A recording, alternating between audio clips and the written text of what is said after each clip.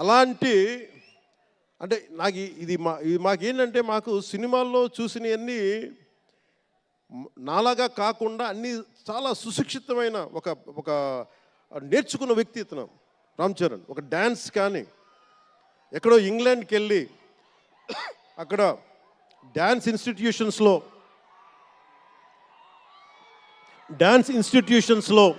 Dance నేర్చుకొని ఇవన్నీ వచ్చిన వ్యక్తి. అలాగే ఈ సినిమా ప్రత్యేకించి చాలా సోషల్ మెసేజ్ ఉన్న సినిమా నాకు అర్థమవుతోంది. పొద్దున్నే ట్రైలర్ చూశాను, గేమ్ చేంజర్ ట్రైలర్. చాలా అద్భుతంగా ఉంది, చాలా బాగా ఆడుతుంది అని చెప్పి మనస్ఫూర్తిగా అందరికీ అభినందనలు తెలియజేసుకుంటూ, ప్రత్యేకించి శంకర్ గారికి నాకు మనస్ఫూర్తిగా అభినందనలు తెలియజేసుకుంటూ, అలాగే తెలుగు చిత్ర పరిశ్రమకి సంబంధించినంత వరకు ఇది ఓజీ గురించి చెప్తాను, లాస్ట్లో చెప్తాను. నేను ఓజీ తర్వాత అంటే మీరు వదలట్లా. మన ముందున్న సినిమా గేమ్ చేంజర్ని బాగా చూడండి. ఎందుకంటే ఈ ఫంక్షన్ ప్రత్యేకించి ఈ మధ్యకాలంలో ఉన్న ఒత్తిడి తెలుసు మీకు. ఒక పబ్లిక్ ఫంక్షన్ అంటే ఎలాంటి ఒత్తిడి ఉంటుందో మీ అందరూ తెలుసు. నేను చాలా ఆలోచించాను, ఈ సమయంలో పెట్టాలా లేదా అంటే సినిమా అనేది 10 మందికి తెలియచేయాలి. దిల్ రాజు గారు లాంటి వాళ్ళు 3 సంవత్సరాలు తీశారు సినిమా. 3 సంవత్సరాలు తీసింది వాళ్ళకి దొరికేది దొరికితే ఒక 10 రోజులు. బడ్జెట్లు ఎక్కువైపోయినాయి. అలాంటి వాటికి మేము చేయగలిగేది ఎక్కువ మందికి తెలియజేసేలాగా ఇది part and parcel of cinema. అందుకని మేము కోరుకుంది చిన్న ఫంక్షన్ చేద్దాం. నన్ను అడిగారు గెస్ట్గా రమ్మని. నేను ఒకటే చెప్పాను, ఇంత పెద్ద ఫంక్షన్ చేయాలా లేదా, ఎందుకంటే మీ అందరికీ తెలుసు నా భయం. మీరు క్షేమంగా వచ్చి క్షేమంగా వెళ్ళాలి అని చెప్పి అహిర్నిశలు ఆకాంక్షించేవాడిని, శ్రమ పడేవాడిని. మీకు చిన్న దెబ్బ తగిలితే నా గుండె గాయం అవుద్ది. అందుకని నేను ఎప్పుడు సినిమా ఫంక్షన్ నేను చేసుకోవడానికి ఇబ్బంది నాకు. ఇందాక కూడా వచ్చినప్పుడు చాలా టెన్షన్తో ఉన్నా, ఎవరికైనా దెబ్బలు తగులుతాయి ఏదైనా అయిపోద్దా అని భయం ఉంది. మనస్ఫూర్తిగా మీ అందరికీ చేతులెత్తి నమస్కరిస్తున్నా, మీరు క్షేమంగా ఇంటికి వెళ్ళాలి. ఎందుకంటే మీ తల్లిదండ్రులు, మీరు ఒక సాయంత్రం ఆనందం కోసం వచ్చింది, దీన్ని విషాదం కాకూడదు. అందుకని మనస్ఫూర్తిగా సినిమాగానే చూడండి. కింద పడిపోయి మీద పడిపోయి తొక్కిసలాడుతూ హీరోలను చూడడం కంటే కూడా మీరు దూరం నుంచే ఇబ్బంది పడకుండా మీరు క్షేమంగా ఉండాలి, అందరూ క్షేమంగా ఉండాలి మనస్ఫూర్తిగా కోరుకుంటా ఉన్నాం. అలాగే అడగగానే టికెట్ రేట్స్ ఎందుకు పెంచాలి,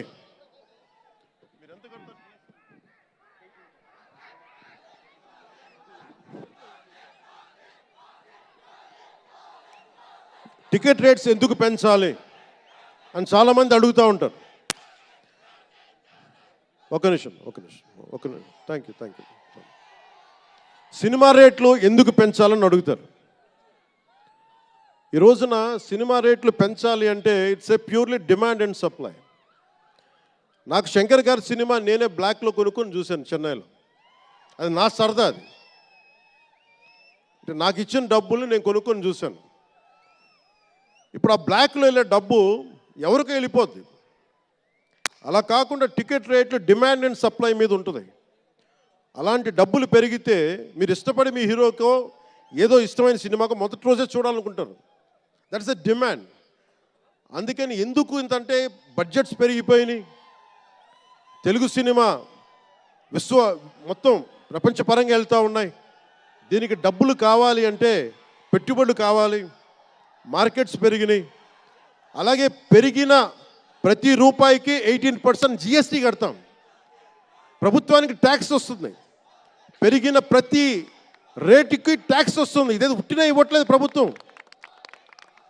ప్రతి ఒక్కరికి ఏముంటుందంటే దీని ఒక ఫాల్స్ నెరేటివ్ ఉంది బయట. నా సినిమాకి టికెట్ రేట్లు పెంచకపోగా తగ్గించేశారు. భీమ్లా నాయక్కి ఇప్పుడు చాలామంది హీరోస్ అందరూ కూడా వాళ్ళెవరూ కూటమికి మద్దతు చెప్పలేదు, కానీ మేము ఎక్కడ వివక్ష చూపించలా. అందరూ బాగుండాలని కోరుకుంటాం. ఎందుకంటే చిత్ర పరిశ్రమకి మొన్న దిల్ రాజు గారు కూడా చెప్పారు, చిత్ర పరిశ్రమకి రాజకీయ రంగు పులమటానికి మాకు ఇష్టం లేదు.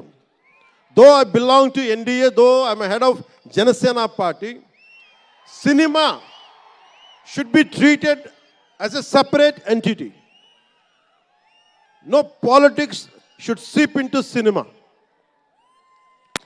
మిల్టన్ ఫ్రైడ్మెన్ అనే ఒక ఎకానమిస్ట్ ఒక చిన్నపాటి పెన్సిల్ని ఇలా చూపిస్తూ, ఈ పెన్సిల్ని తయారీకి ఈ కనిపించే టిప్పు ఈ మెటీరియల్, దీని లోపల ఉండే గ్రాఫైటు ఈ మెటీరియల్, ఇవన్నీ ఒక్కొక్కటి చెప్పుకుంటూ, దీనికి వెనక పెన్సిల్ ఉండే రబ్బరు ఇది ఎక్కడి నుంచి వస్తుంది ఇలా చెప్పుకుంటూ వెళ్తా, ఇది ఒక ప్రాంతం నుంచి రాలా, అనేక దేశాల నుంచి. గ్రాఫైట్ ఏమో ఎక్కడ వేరే కంట్రీస్ నుంచి.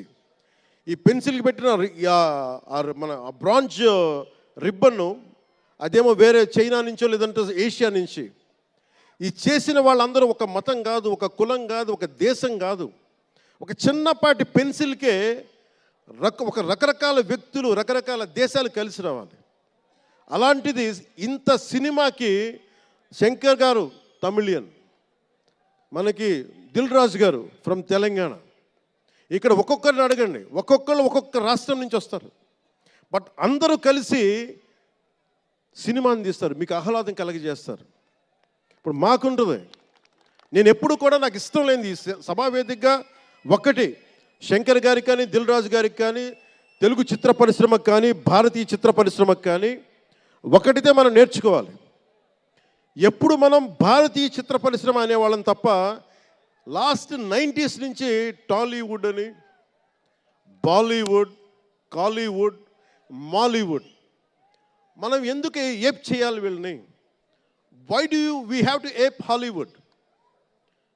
మనం ఒకప్పుడు మాయాబజార్ లాంటి సినిమాలు తీసిన వాళ్ళం, మూకీలు తీసిన వాళ్ళం. చిత్ర పరిశ్రమ ఒక బెంగాల్లో పరివిడిల్లింది అక్కడ. సో మనం ఎందుకు వీళ్ళని ఫాలో అవ్వాలి?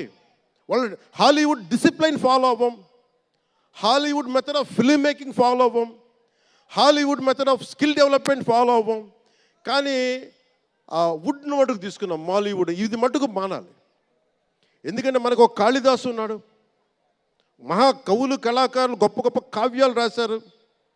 సో మన జాతి తాలూకు ప్రాముఖ్యతని సినిమాలే చెప్పగలగాలి. అందుకని హాలీవుడ్ని అనుకరించడం మానేయాలి. మనదైన సత్తా, మనదైన కథ, మనదైన బలం మనం చూపించాలి విశ్వానికి. అది చూపించకపోతే ఏమవుతుందంటే